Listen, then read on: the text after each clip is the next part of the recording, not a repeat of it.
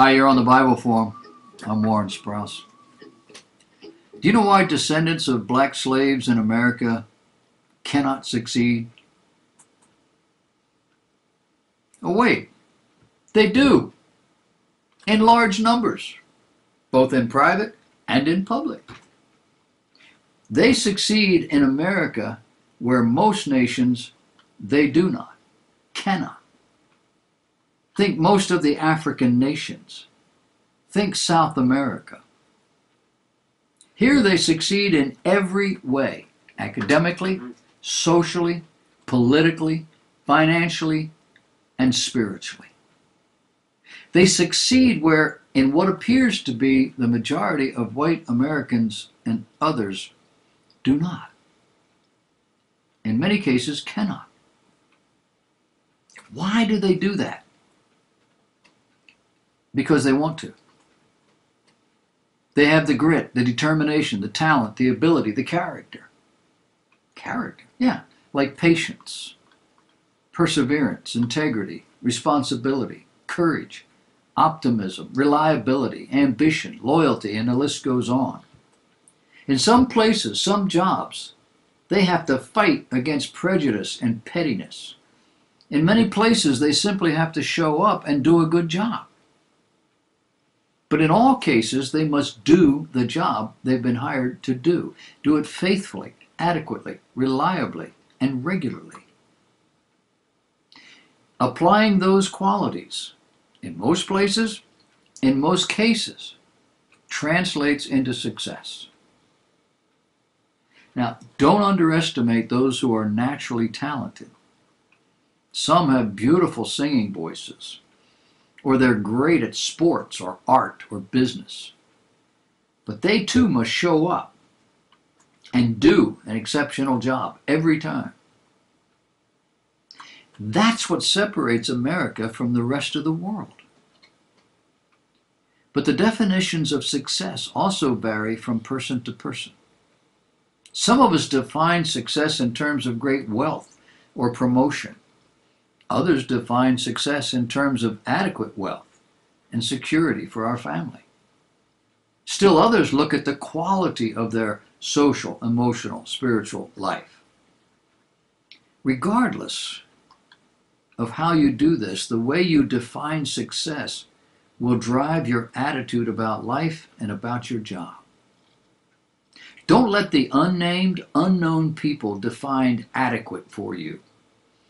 Don't let these people define success for you, and you'll be a whole lot happier.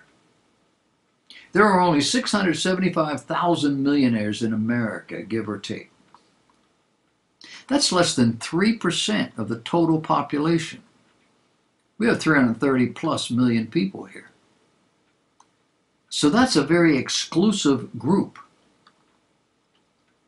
But only in America is that possibility offered to every single citizen. Now, admittedly, some of these folks were just plain lucky. They were born into wealth or simply were in the right place at the right time.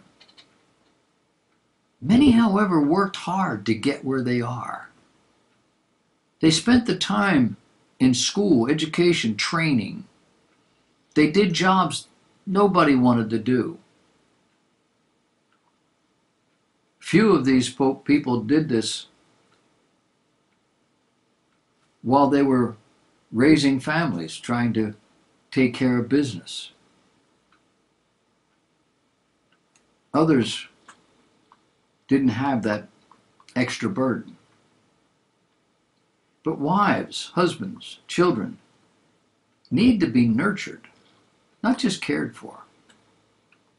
Chasing the almighty dollar as your measure of success will demand all your attention. When you arrive at whatever you call success, don't be surprised if your family is already gone. Not physically, not always, but they're not here.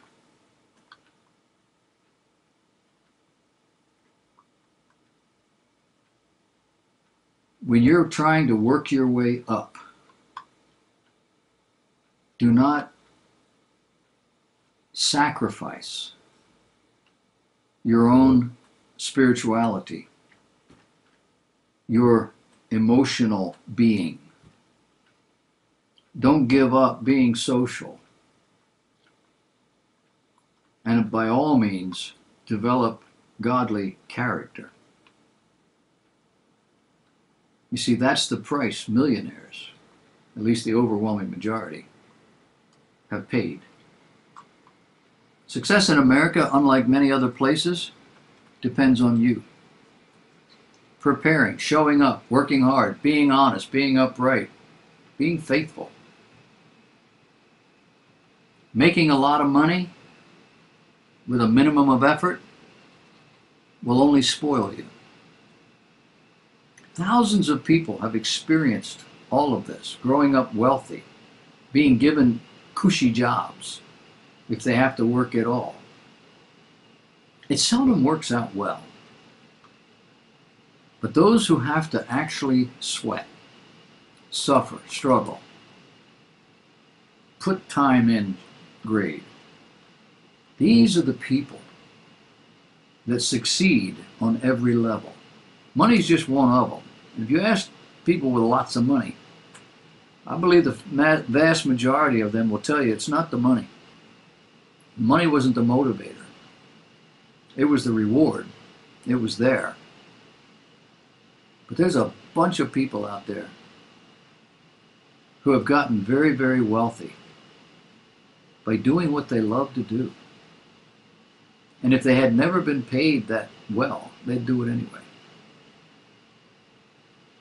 We're being sold a bill of goods.